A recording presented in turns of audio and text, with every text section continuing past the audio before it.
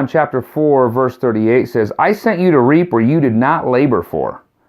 Others have labored, and you have benefited from their labor. This is the conclusion of something that basically started with, look, there's a season normally, but in this case, the sower and the reaper are going to celebrate together. One sows, one reaps. Jesus is using sort of this growing, developing analogy, but in spiritual terms, it might be that things are happening simultaneously. There's not some big pause. There's not quite the process we would expect. That maybe things are happening quite differently, but he's also saying to these disciples, Jesus is saying, look, you aren't going to be the Lone Ranger farmer.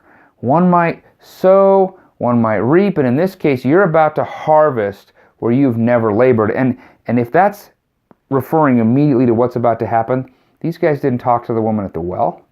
These guys didn't want to go to Samaria.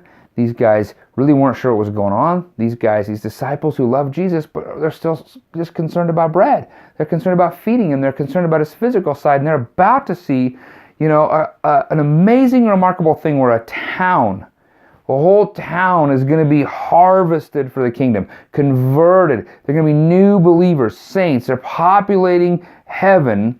And the disciples didn't do anything about it, but they're going to be standing there and they're going to see all of what's going to play out. And chances are good they're going to go, man, wasn't that the coolest thing ever? I wonder if we do that in our churches today. Someone maybe comes to church and gets saved and we don't realize that God was working and other people were working and somehow they got into that environment. Or if they didn't come to church and you're encountering them, we miss that God is using so many other people in this amazing way that God is rescuing his people. He's using all of these individuals. It's not that just one person is usually doing all this work. And in this case, they get a harvest where they didn't labor. And the same is true of us today. As we share the gospel, we might get a harvest when we didn't plant the initial seeds.